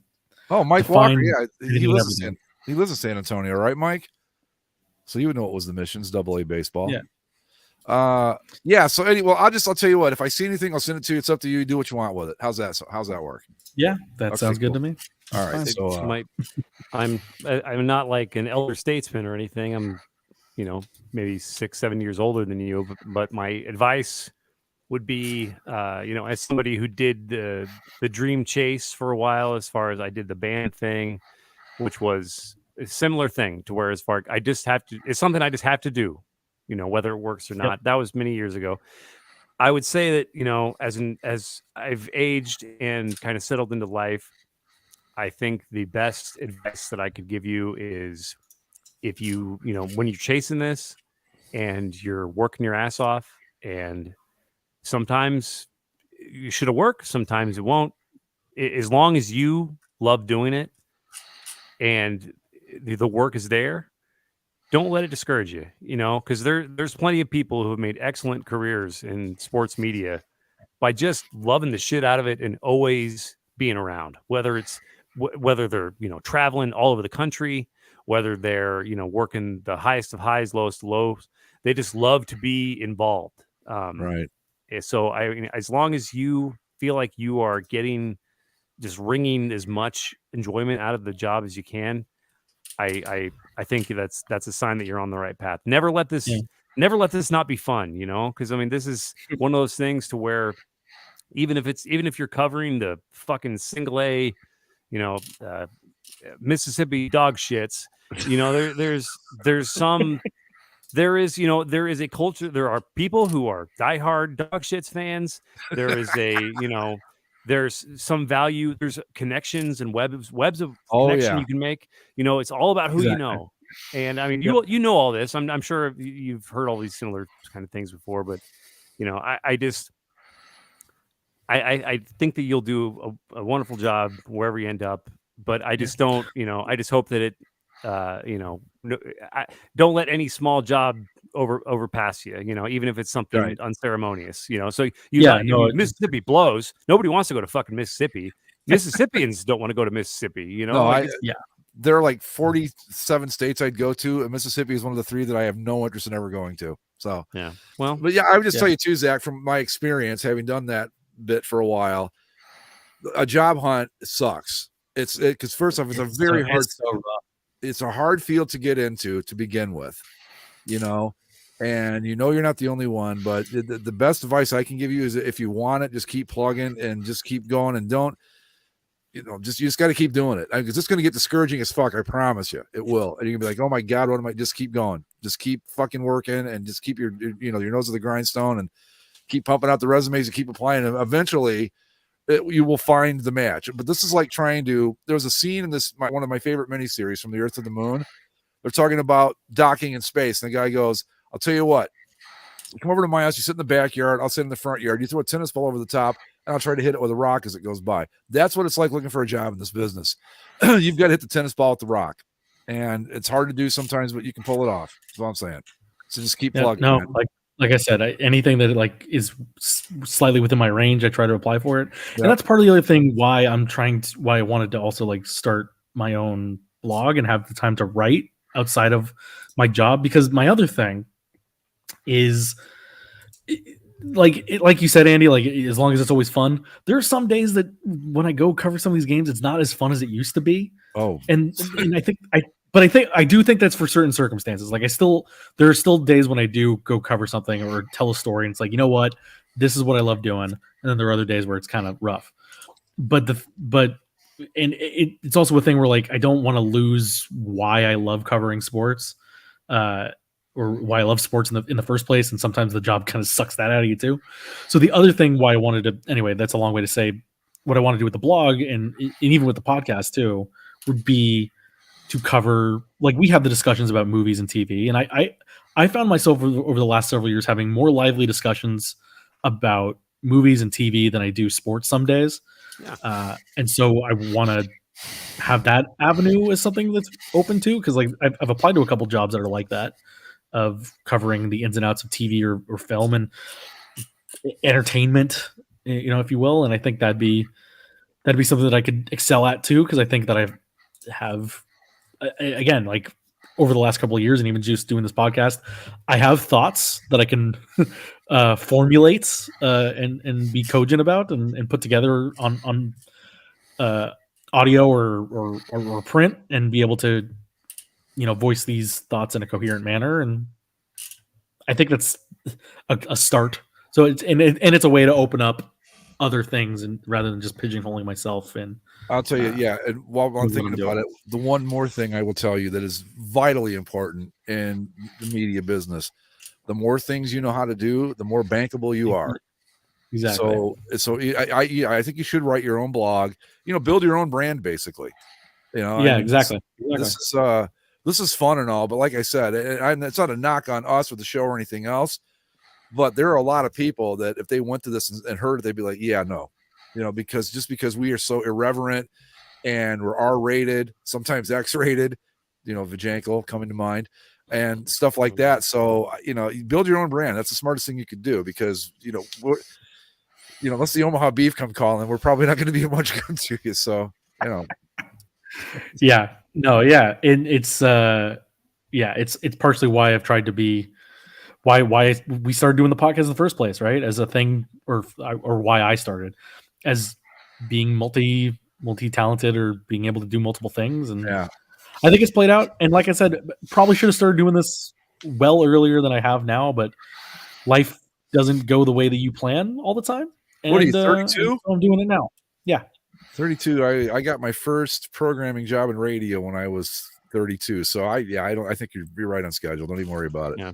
Zach, there's going to be it's just always tough, because you see more and more people now that are younger that are like, there's like 26-year-olds that are like on ESPN. It's like, well, what the hell did I do? Yeah, well, you know what? I can tell you how that happens. That's like the pipeline from Syracuse. That's what that is. It's an old boys. I don't even want to call it an old boys network, but it's an alumni thing, and it was bullshit when I lived there. It's bullshit today, and there are people that probably don't deserve those fucking jobs getting them just because they were dumb enough to spend, whatever it is now. Back when I was there, it was like $28,000 a year. And it's way more than that now to go to that school, which isn't that good to begin with. So that's fuck ESPN. But I digress. It's not even just ESPN, but the Ringer, like all of these media corporations are skewing younger now. And it's like, could you have not skewed younger 10 years ago? Well, young, whatever, man. Just be young at heart and stuff. But don't be discouraged. There may come a day when you get you finally get a call, and it's like, Zach, how would you like to come work for the Los Angeles Angels of Anaheim? And you're like, fuck, or the Mississippi Dog Shits. Yeah, well, you get there and it's like, okay, Zach, we want you to go. You're going to be taking care of Mr. Ohtani today. And you go up to Shohei, and you're like, I'm so honored to work with you. Was there anything I can get for you? And it's like, his translator says, Mr. Ohtani would like a massive bowl of cocaine. And you just kind of have to, you just kind of have to look at your hands and say, this is what I've waited for. Or if you're somebody that's watched Winning Time, like we were talking about, Greg, just a solid glass of orange juice. Yeah, right. Yeah, or like Kareem did when the kid in the TV show, when he goes, really, Mr. Jabbar, I'm like, one of it, and he's, fuck off, kid. After the airplane scene. Yeah. But anyway, so we could go on and on about. I mean, I think you've got the gist of it now, folks, of why Zach is moving on, and I can't blame him. I mean, this is still the first place that I think of to talk, like, because I've strayed away from the boards for years, and that's where we met, and where most of our listeners are from. I haven't posted regularly in God knows how long, but when it comes to like sports logos and uniforms, like this is still my conduit to talk about that stuff. So, and we're getting plenty more this year. We didn't get a chance to talk about the City Connect uniforms for Washington, but in the list of everybody else. But one of them is the Angels, so I know that I'm going to have thoughts about that in June. Well, I know, I know for you know how many people I know have asked me, "Hey, can I get you a Justin Bieber Leafs jersey?" Just it's like, hey, it's like, run over you with my car. Yeah. How about if I hit you with this bat? Oh God, yeah. It's and again, my boyfriend likes it, and it's like, and he's and his rationale is like, well, it's okay to not look traditional all the time. No, and I'm just not. like, Mike, you don't understand. It's fire. There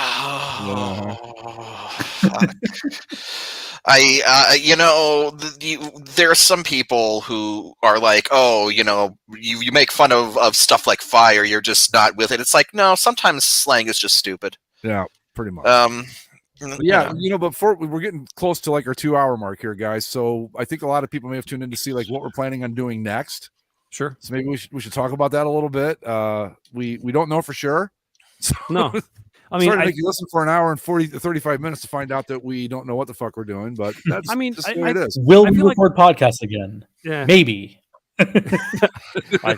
My gut says maybe. I think what we kind of discussed last week off the air was basically, in the sense of the show, that we'll record sometimes. And when we want to, and we probably won't do live stuff unless it's like USFL or special occasion. It's basically just going to be really like, if you thought the show was casual before, just you wait, because now it's going to be even more fucking casual to where, it's like, yeah. So it's like I had this old shitty job at a radio station, and basically I would have to come in once a week and there'd be a fucking cork board with the schedule printed on it. So it was a horseshit job, which I got fired from, but it was one of those things where you mean I have to come in and look at the fucking cork board to tell when I'm going to work. It's going to be like that, but for the podcast. So basically, sometimes it's going to be so casual that sometimes you'll tune in and it'll just be the three of us sleeping. So there you go. Yeah, there's going to be, I mean, people from the board, there's Twitter. We'll announce when we're going to be doing a show. I think that we kind of talked about the other week, that, this is kind of the nicer weather. We've all got stuff going on. Greg, you're going to be doing more of your, you're getting out and doing the bike and enjoying the weather. Yeah, that's true. I was going to say, I just wanted to bring up the blog post we described it, which I thought was dead on the money. So yeah, thanks, man. I was the wild uncle that chases UFOs on his motorcycle with his cat riding shotgun. Fuck yeah, that's correct. Yes. So I honestly, like, I'm not kidding. I just, like, probably half an hour ago closed on a new house, so I'll be moving in the next. Well, congratulations! Thanks, man. It's fucking crazy. Go. Yeah, I know, in this market too. Wow, you adult. Well, dude, and something else too about buying a house is like, I think they signed less paperwork to end World War II. I'm pretty sure they did. That it was easier to end the fucking World War than it was to buy a house. Yeah, the North and South signed less documentation to end of in the Civil War. So I mean, I've got that going on. We've got some summer vacations and stuff, and plus, like, once baseball starts, I mean, I think we all kind of love baseball to an extent, but we also don't want to talk about it every week.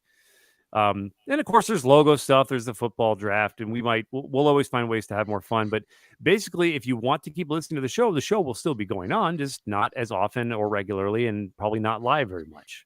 Yeah, that's that. Mike and I were talking about it a little bit beforehand. We've got a plan. We're not. The show's not disappearing. We need a little time to kind of sort out how we want to go forward. I don't know. I think we should still do the USFL thing if everybody wants to do it. I mean, Zach excluded, obviously, because he doesn't want to have fun anymore. Oh. And I'm just kidding. But yeah, we want to do that. But we'll keep you posted on where we're going to be. And I know a lot of people like, well, it's sad. It's the end of an era. It's like, it's just the end of a phase of the show. That's all. And if you guys have been listening from day one, you've been through a whole lot of these at this point.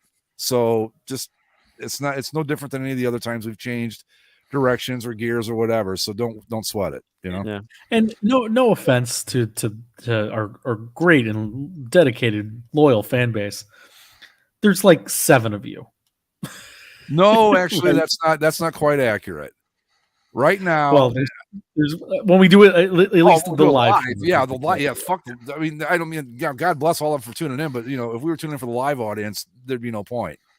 Yeah. But we like the show averages about 120 downloads a week, just on archive. I don't know what it's doing on the other sites, but so there's more than just the ones that are listening live. But yeah, the live part of it, which I don't know what I expected, but I think it's just easy. Like you do it, you're done. That's it. The show's over. I hit the download thing and post it as a podcast. And that's the end of it. Yeah. So, we'll say we'll go ahead, Zach. No, just I think live in general is better in small doses. Yeah. As we kind of learned, but we just kind of got stuck doing it. How did we wasn't decide? a bad thing, what I just discovered StreamYard and went, hey, we can do this live. And we're like, okay. I think we were having some issues with Skype or Zoom or something Skype weird. Fucking sucks. Yeah, there was something weird with that was not going well. Yeah, and I think we started it mid-pandemic when there was literally there was nothing else going on. Yeah, so well, those were the days, huh? It was somewhat more chaotic yet somehow more peaceful. Yeah, it'll be fun to just kind of do it the original way and be just missionary and just kind of we look each other in the eyes and just what God intended. Yep. We can kind of turn the family photos down and just kind of So but before you go, Zach, is there like a moment from the show that just has always stood out with you? Do you have any? Well, the old timey announcer's fun. Yeah, you always did a great Bill Simmons, cousin Sal doing Bill Simmons impression too. I thought the moment that really there's 2 others. one in terms of like actual back and forth was Mike and I's fight over Peyton Manning and Tom Brady. I remember that. That was the most heated I think I ever got at any point because it's just like, you stupid mother, just listen to my opinion. I apologize for that. And the other one, which I was delighted to read someone's retelling of the first time they heard it in the Bass thread on the boards. Oh, the Vajankle. Yeah, a special. Was that the first time that we got really weird? Well, probably not. That might have been the weirdest. Yeah, yeah. It solidified Zach's tabs as a segment that needed to continue on. Yeah, and it did in some form for a while. Was that Jared 15 that was like talking about he was on a flight? Yep. Yeah, I can only imagine. Like, I appreciate him like trying to not involve this woman in the story that he was listening to, but she insisted and he told her, and it's a fun look the lesson there for everyone is that if you ask someone to explain something and they desperately are trying to look for a reason not to tell you, just let it go. Yeah, there's a reason for that. There's a reason they don't want to tell you. Just let it go. Like, the person laughed, they heard something funny, you didn't hear it, don't make them explain it to you. Just end of story. Because otherwise, you might hear about a rubber foot that is cut off of the ankle and has a hole on the top of it. Yeah. I swear she was 90. Well, I think it was good timing too, because it was right around like the Rex Ryan stuff that was going around. Yeah, I don't remember exactly. I just yeah. I mean, as soon as he brought it up, I mean, because you've seen us over the years, people will bring stuff up and go, "What about this time?" We're like, "Did we do that?" We just don't remember it. And that one's one that's always stuck with me too. It's like the Vajankle, you don't forget. You and Mike fighting over Brady. Was it Manning and Brady? Yeah. Right? Manning and Brady. Yeah. Manning and Brady. Yeah. But yeah, it's the Vajankle is just was an all-time classic, an all-timer. And it even, I think it made the GTOV that year too, right? Yeah. Yes. Yeah. It was one of the first ones. Of course. Well, I mean, I guess I just want to say, it's been in honor. It's been, I can't believe we've done this shit for almost 10 years. 45 straight days. Yeah. It's been a long time Yeah. getting from there to here. I'm so glad that you checked the thread, back in 2012, Zach, and thought this would be a fun thing to do. And I hope that, the future is bright for you, and that eventually we all kind of wheedle our way into cameoing on whatever it is you're doing. And, or we can just basically a Zach show. Yeah, we'll let the basically sports industry's attorneys discuss how we think about it. Make us an offer. If it's got enough zeros, we'll let you have this name. Yeah. We won't take much. We're a couple. If you get in with like a beef, if you get like the Omaha beef, like an Omaha beef jersey and $20, we're probably sold. Couple bags of Totinos. That's almost like $7. Hey! I made some before the show in honor of our of the occasion. So it's almost like $7 a piece if we sold it for $20. So yeah, I think we could do that.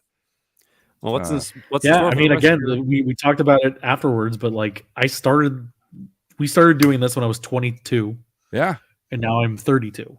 It's been a third of your life. So it's something to think about. Yep. Literally, I started the show. Was I still living in Arizona at the time? I think so. No, we were in California. Was he? Okay. Did I come home? Yeah. Okay. I don't remember. Maybe not. Well, that's the thing too. Like when we started the show, Mike lived in Canada. Now he lives in Florida. I was in a different house in Ohio, and then I was in Florida, and then back here, and then back in Florida. Andy's. I've always been in the same place. Yeah, and I think the most remarkable thing about this, we've done this for 10 fucking years and never met each other in person ever. Oh man, I was so pissed at Christmas time. Zach and I were so close. It was almost weirdly close.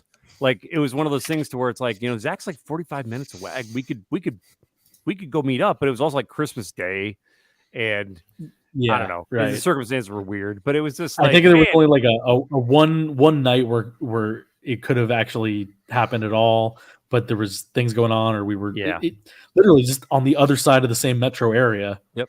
And two ships passing in the night, Mike and I were an hour from each other for the entire winter of 2021, but it was still like at the height of COVID, so nobody was going anywhere, Yeah.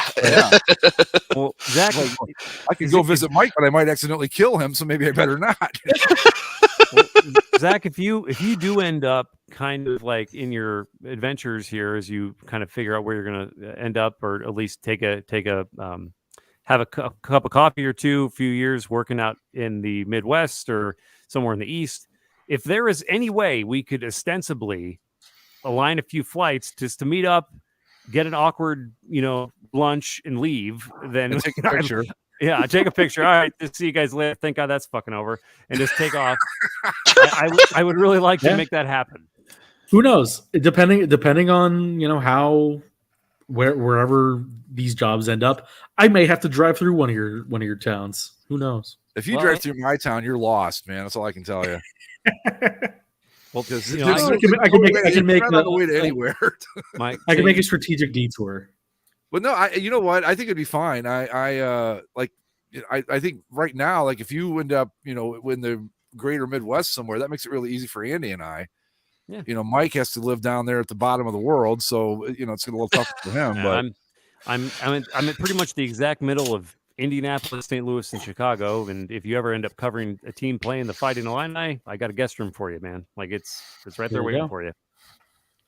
That works. Not the nice guest room, a guest room. yeah. The basement futon, that kind of. Yeah. No. Well, that would be super duper cool. Like I would love for that to happen.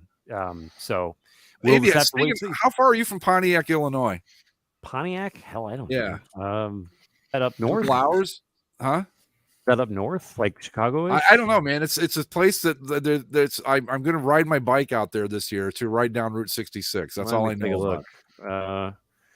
Let's see, Pontiac, Illinois. No thanks. I want Champaign, Pontiac.